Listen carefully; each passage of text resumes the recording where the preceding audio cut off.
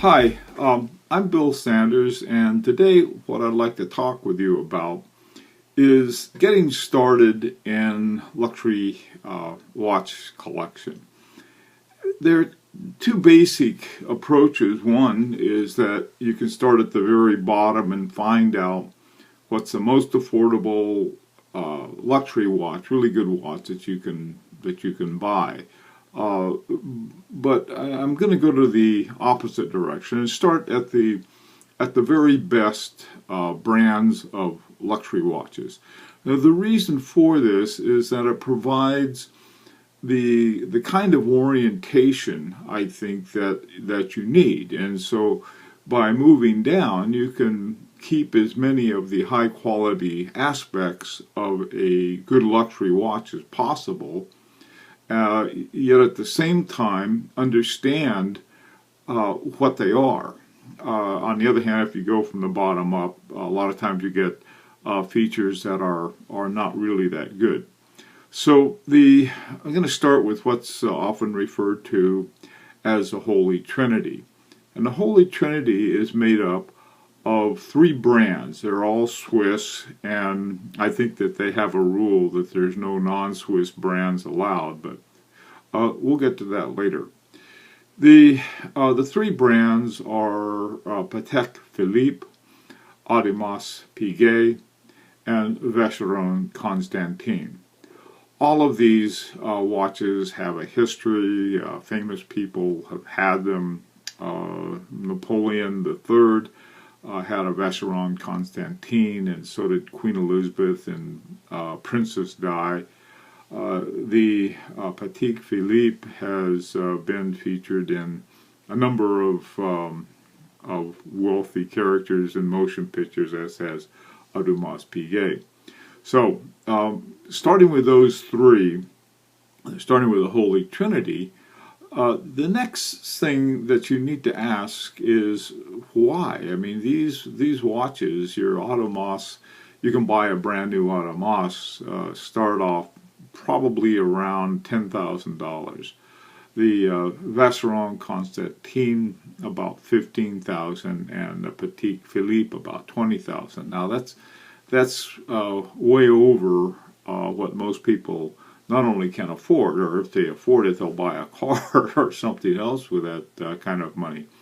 However, the getting vintage and older watches from the Holy Trinity is perfectly fine. These watches were not made to last a season. They were made to last as long as you took care of them, which is indefinitely.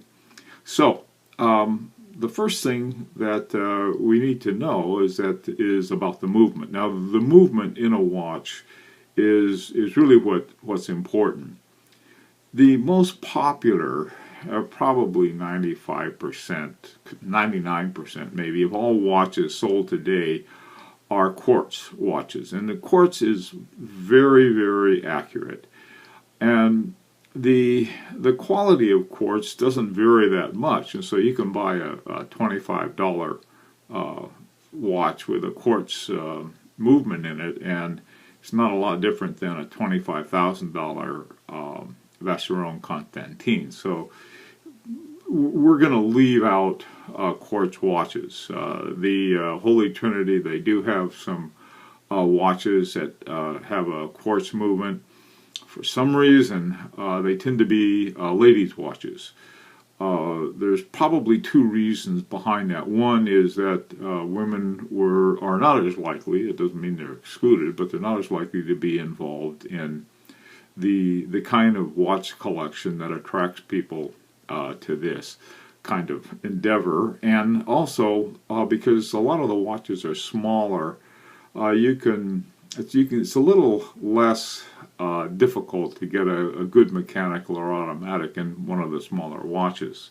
So we're going to leave out quartz watches. Now, this doesn't mean that we're going to leave out women's watches with mechanical or automatic movements, but rather they're not the ones we're going to be focusing on.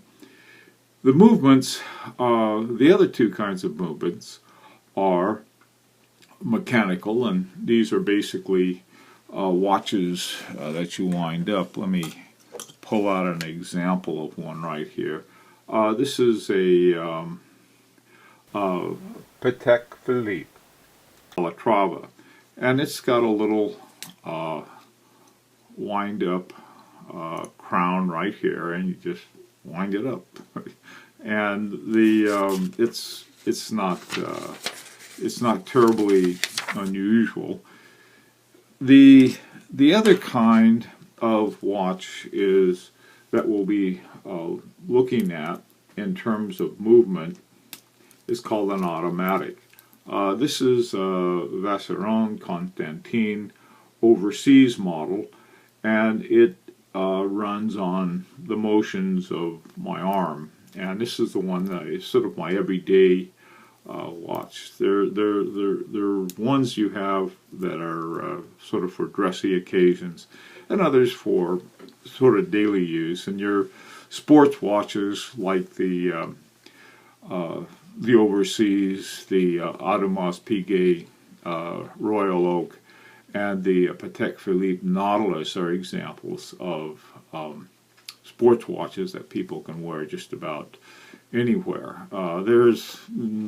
You still have to be careful with them, and especially so with dress watches.